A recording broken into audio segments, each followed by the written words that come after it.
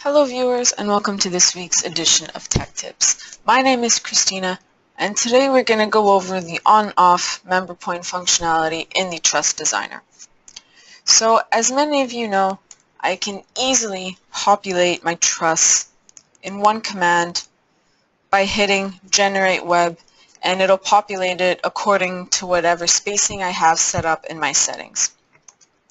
The other option we have, however, if you maybe want to add some customized webbing, put members at specific location, is this on-off member point command.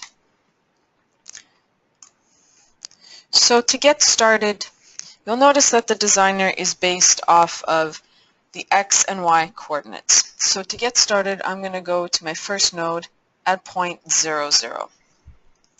So let's say I wanted to place a vertical at 4 feet 4 inches from my 0, 0 point. So I could easily do that using my off member point command. And I'm going to say I want to place it at 4 feet 4 inches, and this last value is just to place it at a 1/16 of an inch. I could also input a Y value, but I want this to be along my bottom chord, so I'm going to leave that as 0. Last option, I can base this distance off of a node, so I'm going to leave this as node 1, my 0, 0 point. Next two commands you'll notice here is to coordinate the node or OS the node. So if I select coordinate the node, it's going to give me a node at whatever values I've inputted for my X and Y, irregardless of whatever node I've inputted here. If I decide to OS the node, that's going to place my next node at this X and Y coordinate distance based off of node 1. So because node 1 is my 0, 0 point, it's going to give me the exact same positioning no matter what command I click. If I were to do this on the other side, for example, I could base this off of node 1 again and maybe place this at 22 feet X number of inches, but I'm not too sure. So what I'm going to do is I'm going to want to base my next node off of node 2. So I can select node 2, it'll give me the X and Y value of node 2. And then I'm going to say, I know I want this to be 4 feet and 4 inches off of node 2.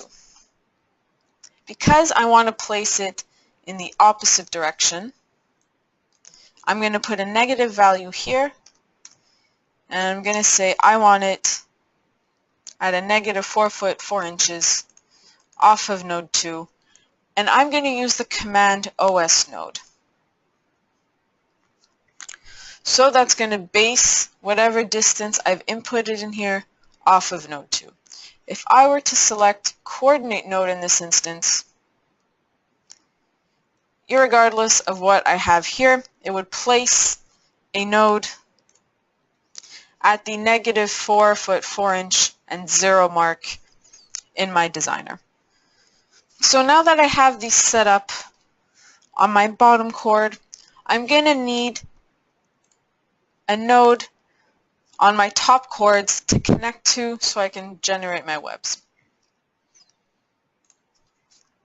So for this node, I'm not exactly sure what distance it's going to be, but I do know that it has to be directly on top of node 13 along my top chord. So for that, I'm going to use my on member point command. My on member point command is basically just going to be useful if I want to place a node along a specific member at a certain distance. So I'm going to select node 3 to node 4. So as you can see, L1, L2 just designates my line between node 3 and node 4. It's going to be based off of node 13. And I can place it at a specific distance. So for example, if I input 2 feet and I select the horizontal option, it's going to give me a distance of 2 feet horizontally and place it along my top chord. So because I don't know this exact distance, I could input a 0 horizontal distance. So what's that going to tell the designer is that off of node 13, I want a 0 horizontal distance, so essentially right above it. So I'm just going to go ahead and do this on the opposite end of my truss as well. So I've got it based off of node 14. I'm going to select my top chord spanning from node 4 to node 5. And again, I'm going to input a 0 horizontal distance. If I input a vertical distance, just to give you the example, it'll place it at 2 feet in the Y direction based off of node 14.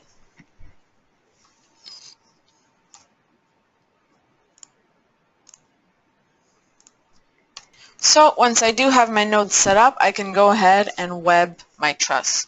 So to very easily web my truss, I'm just going to left click one node and right click the other. So left click, right click, and I'm going to go ahead and populate it with diagonals again so I can connect it to existing nodes. And you'll notice that they come in this bright red color, which just designates that they will be an oddball. So whenever you do hand draw your members, they will come in as oddball members. So you can very easily double click a member. I'm going to set this to be a diagonal web. And I can double click each member and change it, or I can very easily use these shortcuts that we have set up. So you can see that D will be for diagonal, V will be for vertical. And I'm just going to go ahead and select V and put diagonal as well. So this will be D, V, and D. If I do get the webbing wrong, maybe I clicked the wrong node, I switched the direction by accident. If I did want to do that, I can easily press my space bar, again another shortcut in the Help Shortcuts tab. And just by hitting the space bar, I can change the orientation of my members. So that's been this week's edition of Tech Tips. My name is Christina. Thank you for listening.